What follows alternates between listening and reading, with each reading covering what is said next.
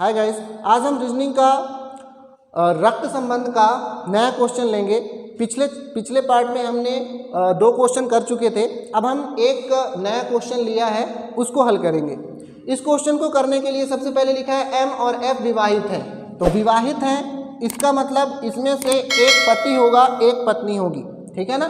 तो अभी हमको पता नहीं है कि कौन पति है कौन पत्नी है, ठीक है। ए और बी बहनें हैं। ए और बी क्या हैं? बहनें हैं। तो बहनें हैं तो सिंपल सी बात है, इन दोनों के बीच में इस तरीके का हम प्रतीक यूज करेंगे। अब आ जाते हैं, ए एफ की बहन है, ए एफ की बहन है,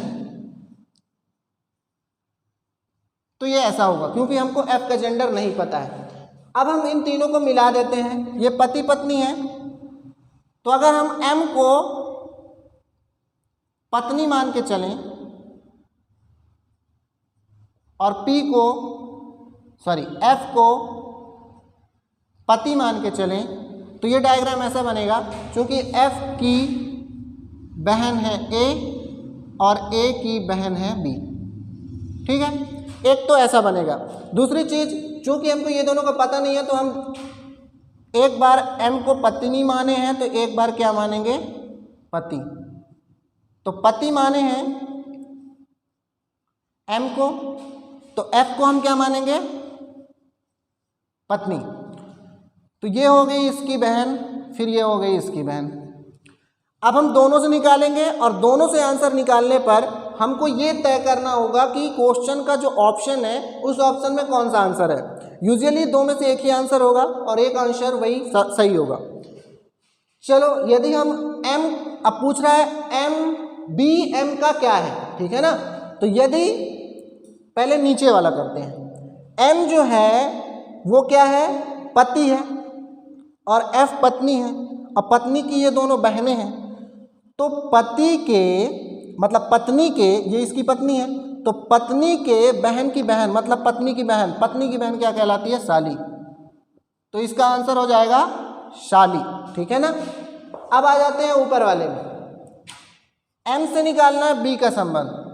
तो पति के बहन की बहन मतलब पति के बहन मतलब नंद। इसका अर्थ हुआ कि या तो आंसर होगा ननन या तो होगा शाली। तो इन दोनों में से जो ऑप्शन में हो उसको हमको करना है। अब हम चलते हैं अपने नेक्स्ट क्वेश्चन की ओर। तो हम अब चलते हैं अपने नेक्स्ट क्वेश्चन की ओर। नेक्स्ट क्वेश्चन है, ई बी की बहन है, ए सी का पिता है, बी सी का पुत्र है, तब ए का ई से क्या संबंध है बताइए, ठीक है। तो ई बी की बहन है, सबसे पहले लेंगे ई, बी की बहन है बी।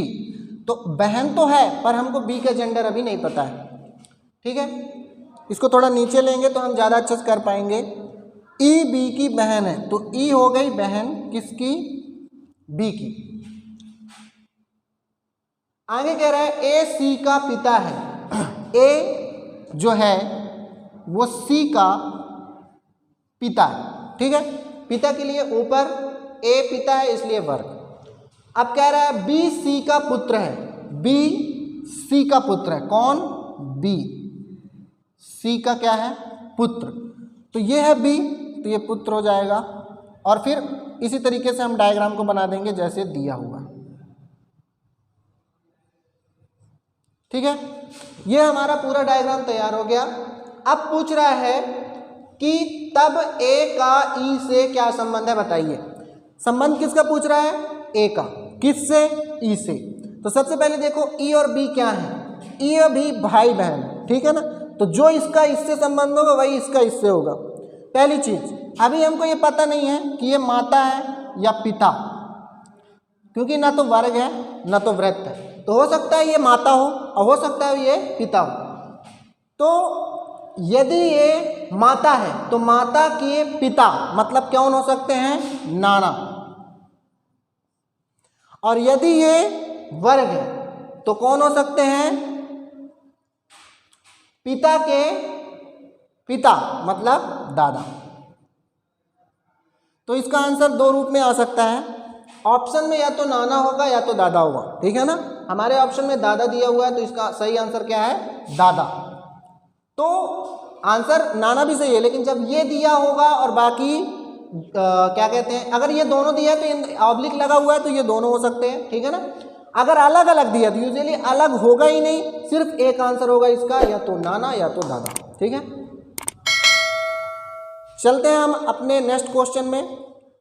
नेक्स्ट क्वेश्चन है, रमेश और सुरेश भाई है, राखी और गीता आपस में बहनें हैं, रमेश का लड़का गीता का भाई है, सुरेश राखी का क्या है।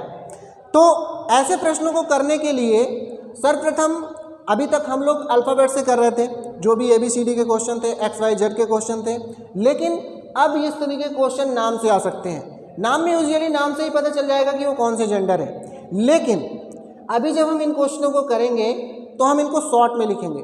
जैसे रमेश है तो उसको RM लिख लिए, सुरेश है तो उसको SU लिख लिए, ठीक है ना। अब करते हैं हम इसको हल।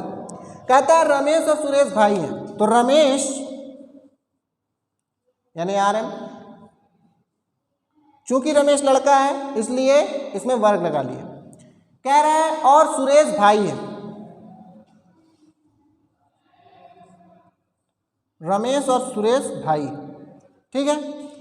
अब कह रहा है राखी और गीता आपस में बहनें हैं, तो इनको अलग बना लेते हैं हम कहीं, RK यानी राखी और गीता GI, तो ये क्या है आपस में बहनें। बहनों के लिए हम लोग ये चिन्ह का प्रयोग करते हैं, ठीक है। अब रमेश का लड़का गीता का भाई है, तो सिंपल सी बात है, जो रमेश है वो यहाँ है, इसका जो लड़का होगा उसको नाम नहीं दिया हुआ है, उसमें हम कुछ भी नहीं लिखेंगे, तो इसका जो लड़का है वह गीता का क्या है, भाई।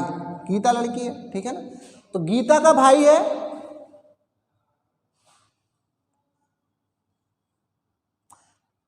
अच्छा गीता का भाई तो यहाँ पे बन गया, लेकिन यहाँ पे गीता की एक और बहन है जिसका नाम क्या है, राखी, ठीक। अब पूछ रहा है कि सुरेश राखी का क्या है, क्या पूछ रहा है, सुरेश राखी का क्या है। तो इसमें सुरेश कहाँ है, ये, राखी का ये।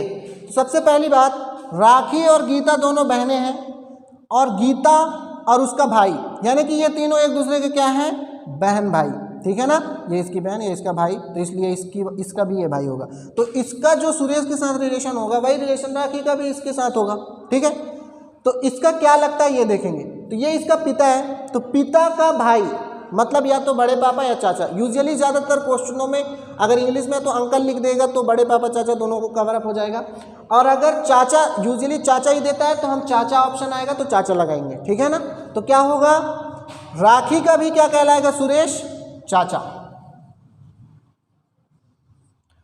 आंसर क्या आएगा इसका, चाचा, ठीक है ना।